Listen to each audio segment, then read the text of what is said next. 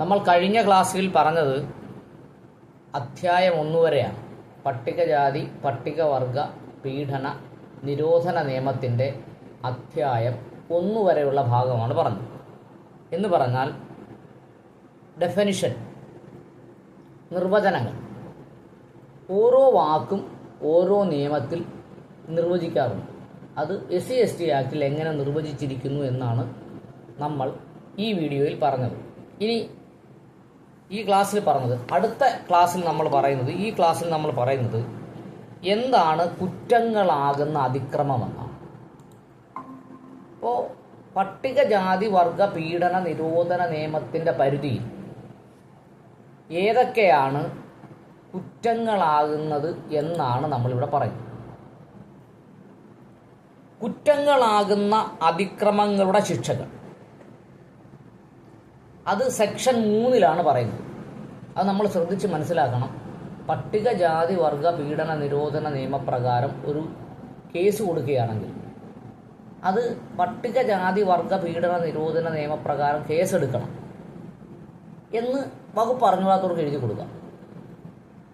നമ്മൾ കൃത്യമായി അത് എഴുതി കൊടുക്കണമെന്നുണ്ടെങ്കിൽ ഇതേപോലെ പുസ്തകം കയ്യിലുണ്ടെങ്കിൽ പുസ്തകം മറിച്ച് നോക്കിയിട്ട് സെക്ഷൻ 3 ക്ലോസ് 1, അപ്പം 3 ബ്രാക്കറ്റിൽ 1, അതാണ് ക്ലോസ് 1 എന്ന് പറയുന്നത്. സെക്ഷൻ 3 ക്ലോസ് 1 അതിൽ ABCD എന്ന് പറഞ്ഞാണ് ഒഫൻസുകളെ പറഞ്ഞിട്ടുള്ളത്. അതിൽ ഒരു പട്ടികജാതി വർഗമല്ലാത്തതോ പട്ടികവർഗത്തിൽ അല്ലാത്തതോ ആയയാൾ, വളരെ ശ്രദ്ധിക്കേണ്ട ഒരു പദപ്രയോഗമാണ്.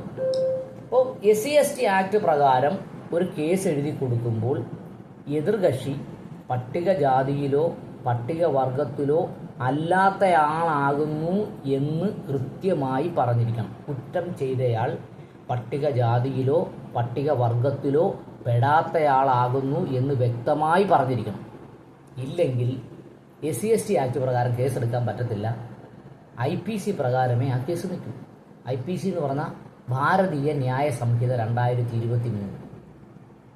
അപ്പോൾ കേസ് കൊടുക്കുമ്പോൾ അല്ലെങ്കിൽ പരാതി എഴുതി കൊടുക്കുമ്പോൾ വ്യക്തമായി മനസ്സിലാക്കേണ്ടതാണ്, പരാതിക്കാരൻ അല്ലെങ്കിൽ ഇര പട്ടികജാതിയിൽ പെടുന്നു,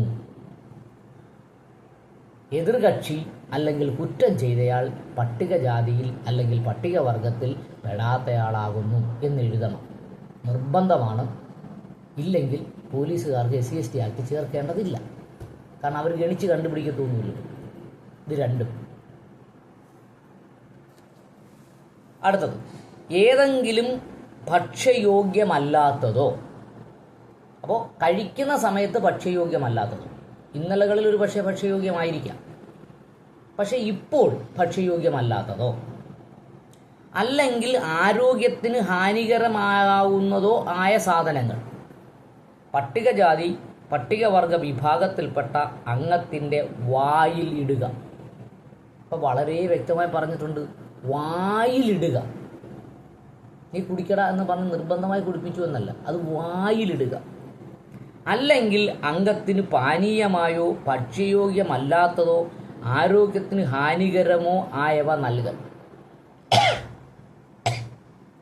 ഭക്ഷ്യയോഗ്യമല്ലാത്തതോ ആരോഗ്യത്തിന് ഹാനികരമായതോ തീരാവുന്ന സാധനങ്ങൾ പട്ടികജാതി വർഗ വിഭാഗത്തിൽപ്പെട്ട അംഗത്തിൻ്റെ വായിലിടുക.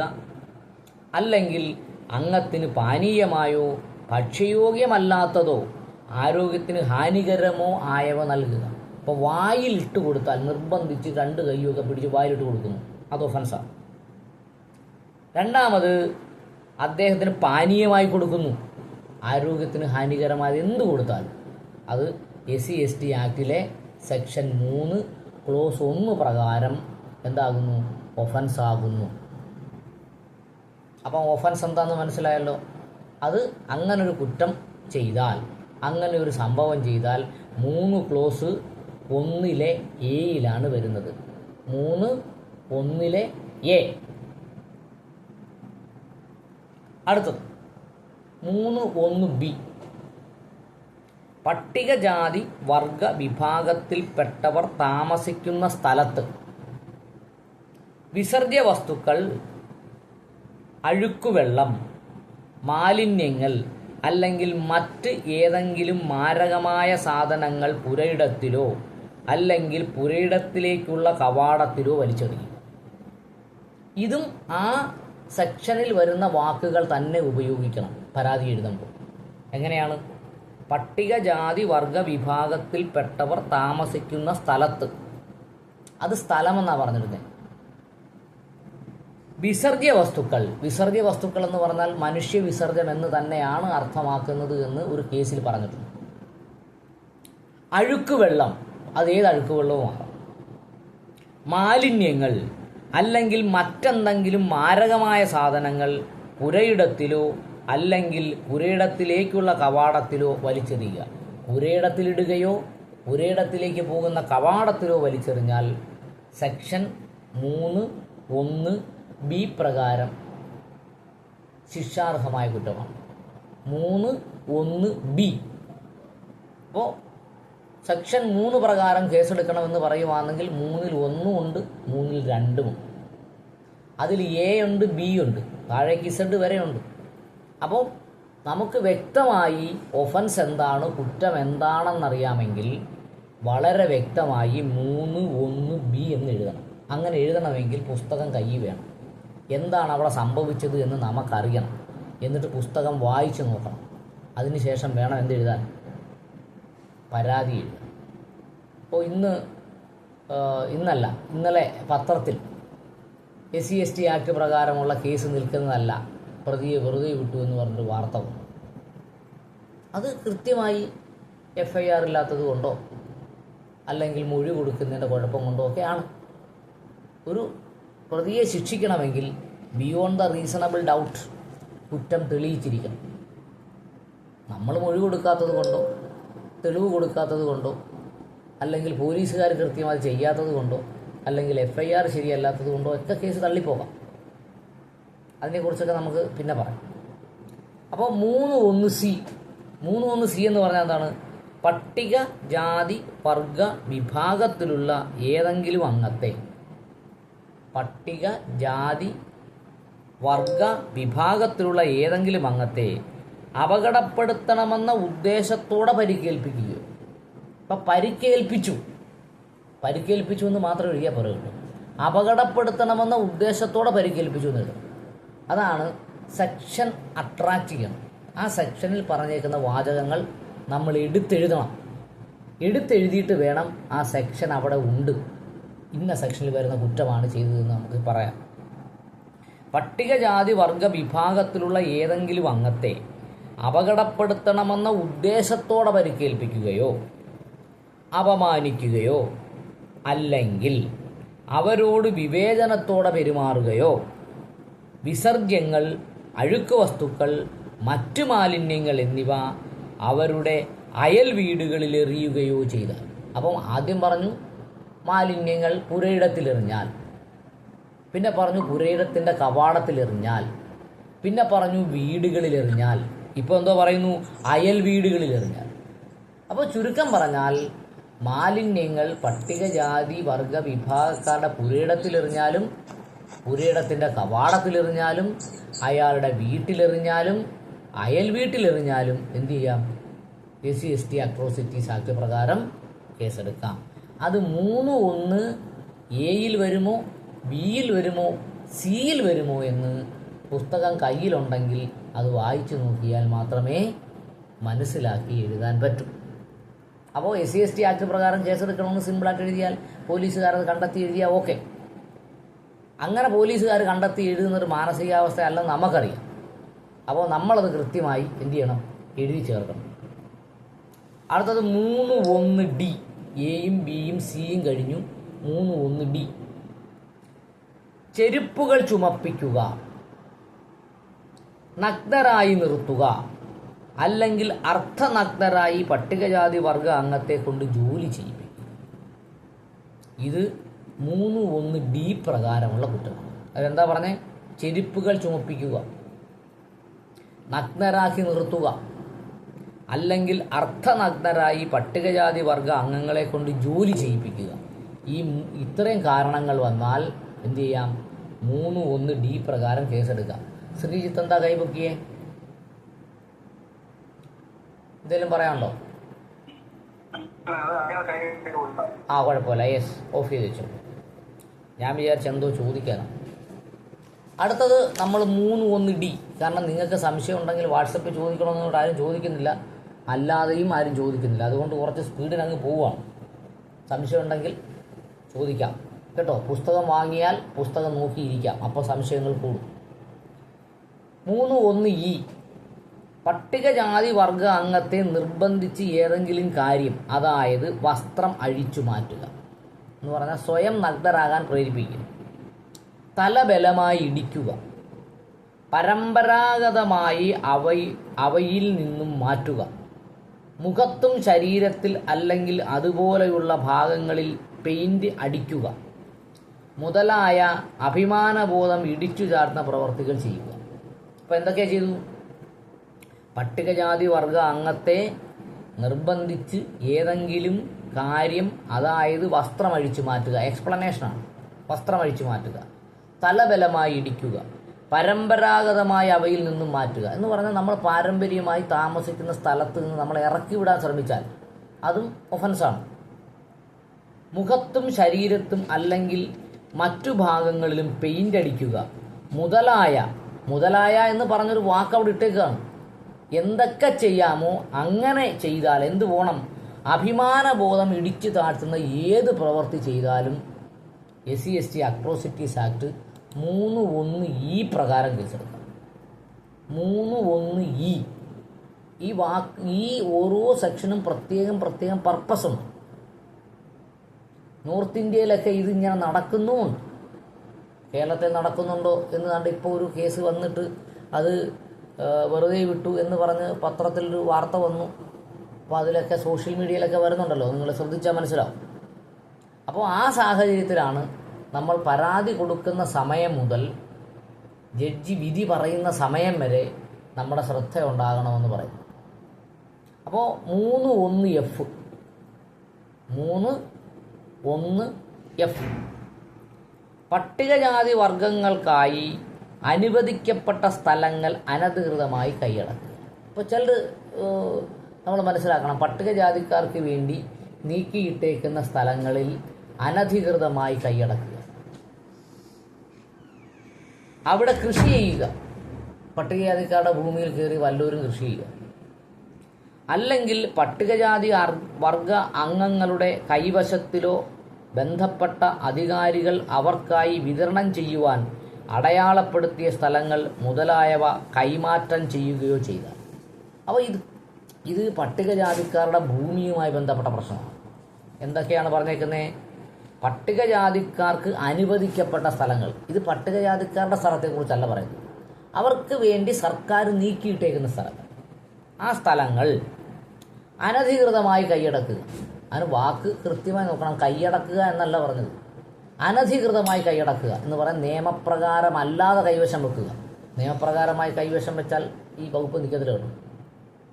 അനധികൃതമായി കൈയടക്കുക, അവിടെ കൃഷി ചെയ്യുക, അല്ലെങ്കിൽ പട്ടികജാതി വർഗ അംഗങ്ങളുടെ കൈവശത്തിലോ ബന്ധപ്പെട്ട അധികാരികൾ അവർക്കായി വിതരണം ചെയ്യുവാൻ അടയാളപ്പെടുത്തിയ സ്ഥലങ്ങൾ മുതലായവ കൈമാറ്റം ചെയ്യുകയോ ചെയ്താൽ. അപ്പോൾ എന്തൊക്കെയാ പറഞ്ഞേ?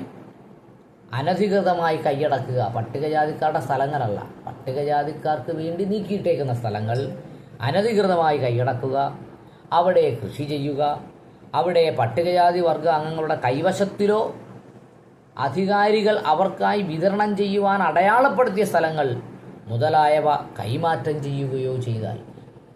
പട്ടികജാതിക്കാർക്ക് വേണ്ടി നീക്കിയിട്ടേക്കുന്ന സ്ഥലങ്ങൾ അനധികൃതമായി കൈമാറ്റം ചെയ്യുകയോ ചെയ്താലും ഈ വകുപ്പ് നിലനിൽക്കും.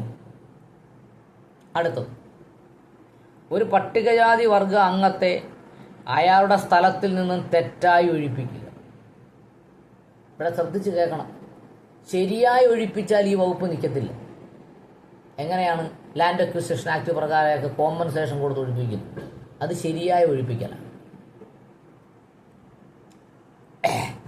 തെറ്റായി ഒഴിപ്പിക്കുക, അയാളുടെ താല്പര്യങ്ങളിലോ അവകാശങ്ങളിലോ അനാവശ്യമായി ഇടപെടുക.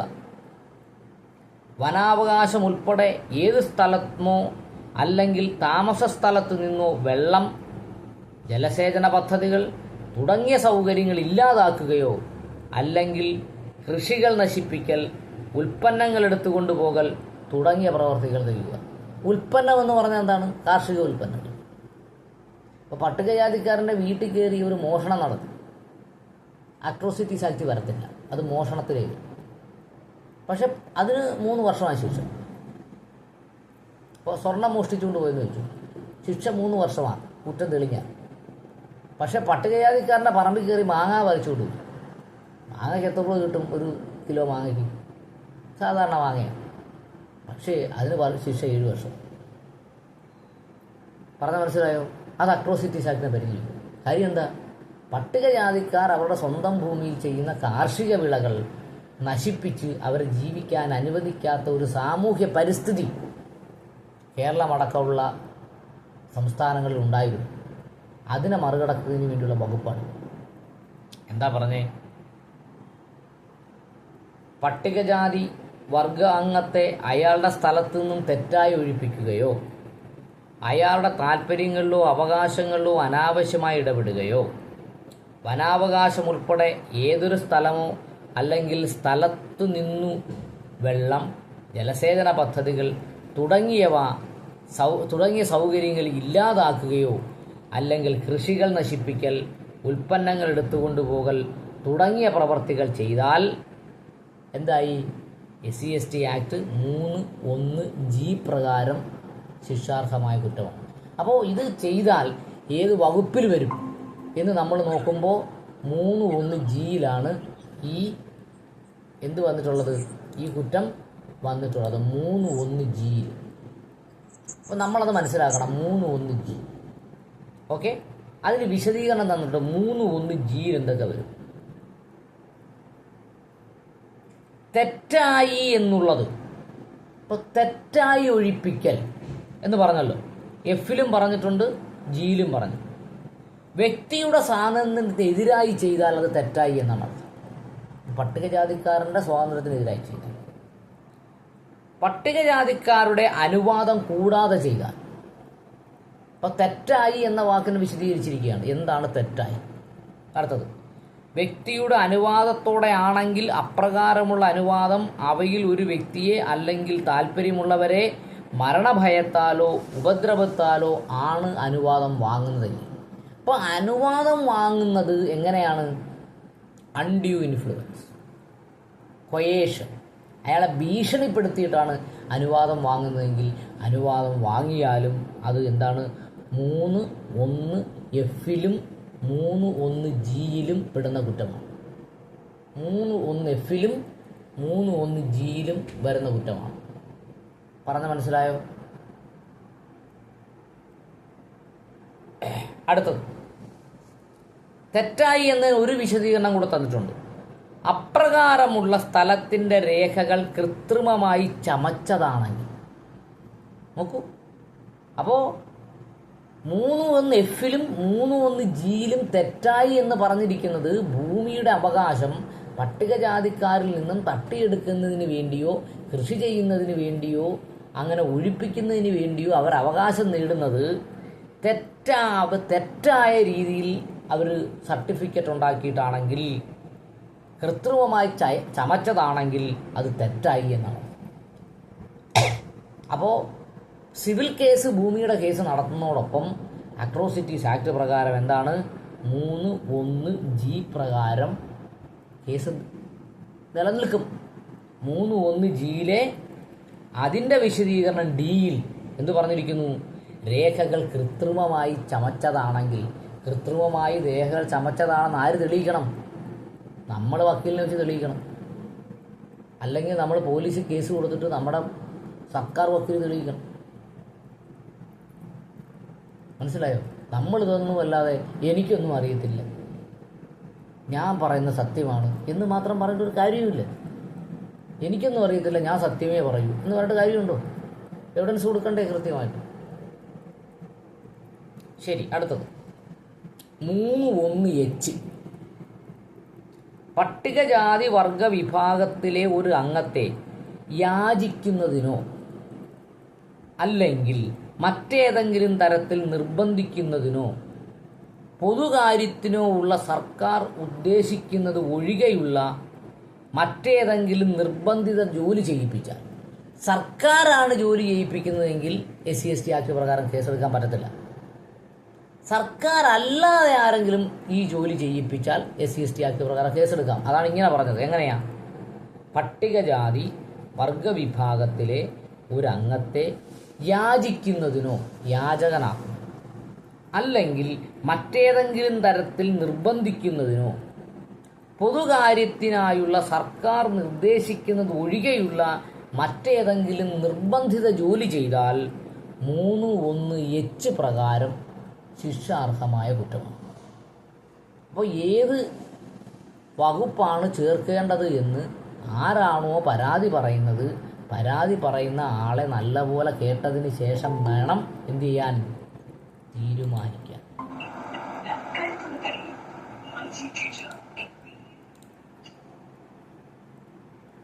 അടുത്തത് 3(1)(i). 3(1)(i)ൽ പറയുന്നത് എന്താണ്?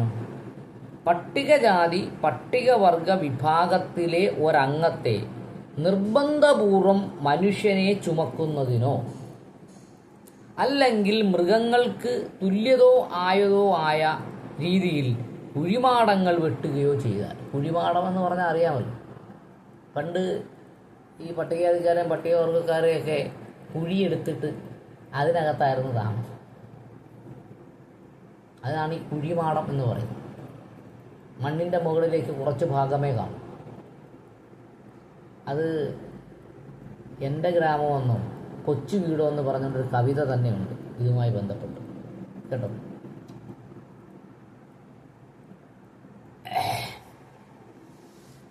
ആ കവിത തുടങ്ങുന്നത് ഇങ്ങനെ കണ്ട: കാണാം ചെറുതായ അകലെ നിന്നാലൊരു ഗുണമെന്ന പോലെ വയൽവരമ്പിൽ. അങ്ങനെ പറഞ്ഞിട്ടാണ് ആ കവിത തുടങ്ങുന്നത്, കുഴിമാടം.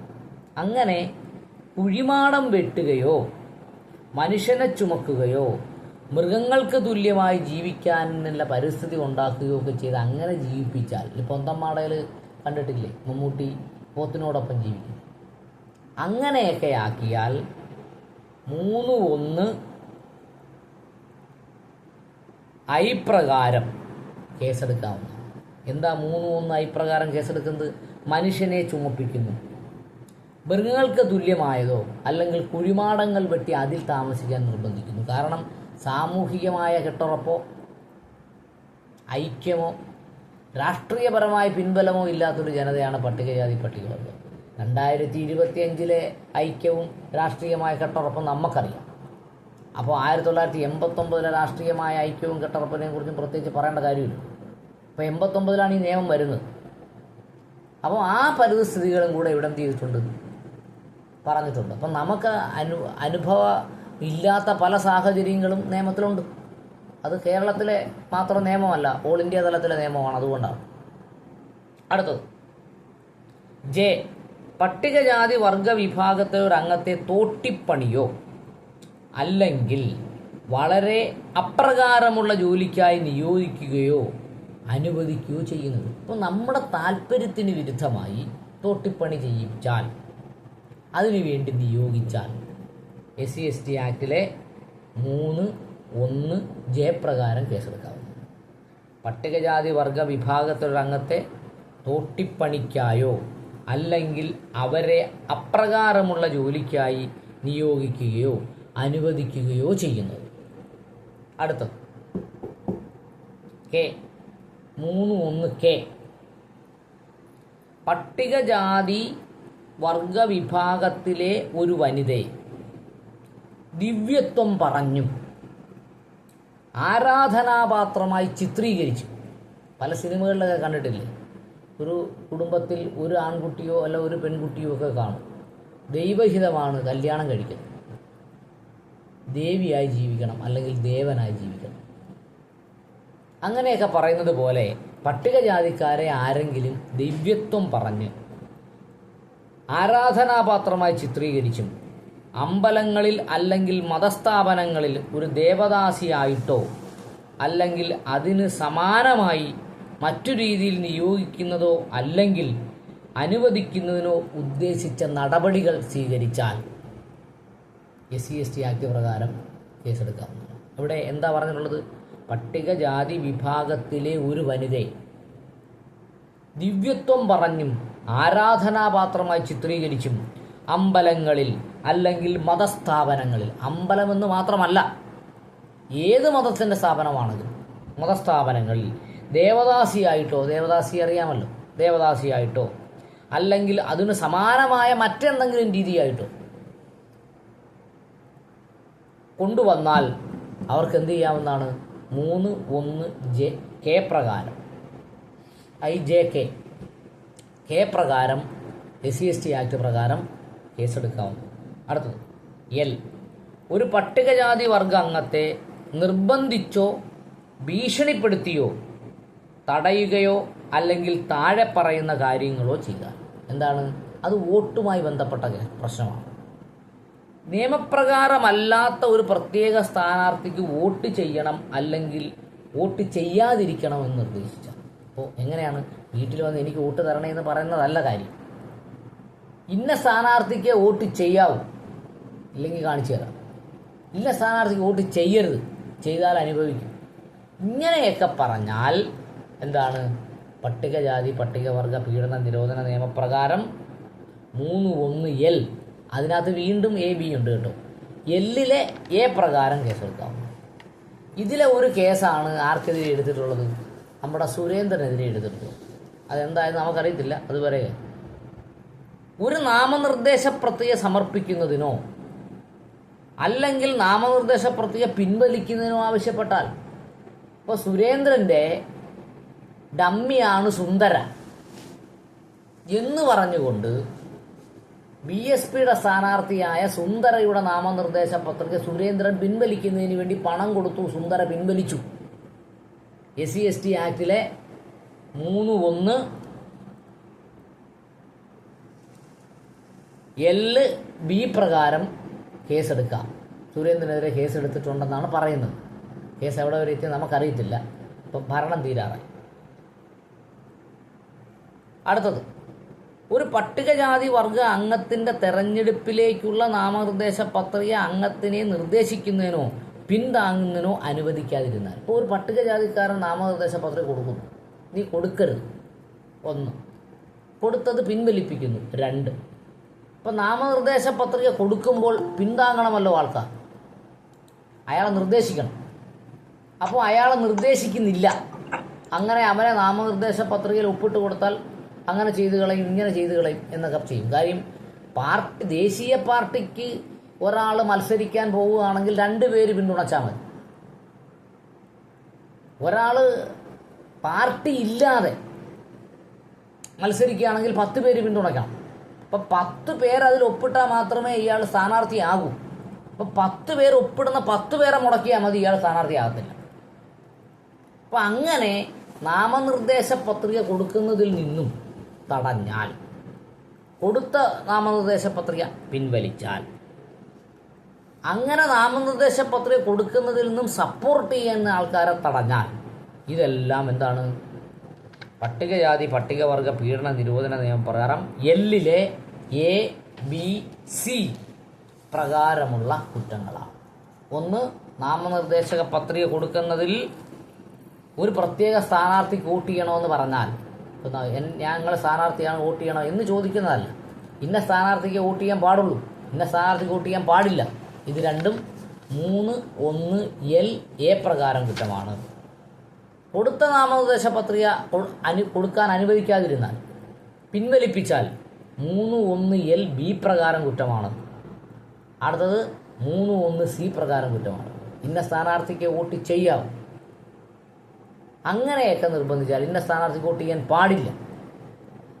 ഉദാഹരണം പറയുന്നു, ഇപ്പോൾ ആനച്ചിഹ്നത്തിൽ വോട്ട് ചെയ്യാൻ പാടില്ല. ആനച്ചിഹ്നത്തിൽ ഇവിടെ നിന്നാണ് വോട്ട് ചെയ്ത് അവിടെ താമസിക്കത്തില്ല. ഇങ്ങനെയൊക്കെ പറഞ്ഞ് ഭീഷണിപ്പെടുത്തിയാൽ അത് എലക്ഷൻ ഒഫൻസാണ്. പട്ടികജാതി പട്ടികവർഗ പീഡന നിരോധന പരിധിയിൽ വരികയും ചെയ്യും.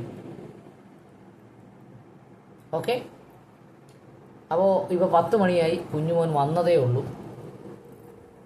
അപ്പോൾ ഇവിടെ അങ്ങ് നിർത്തിയാലോ?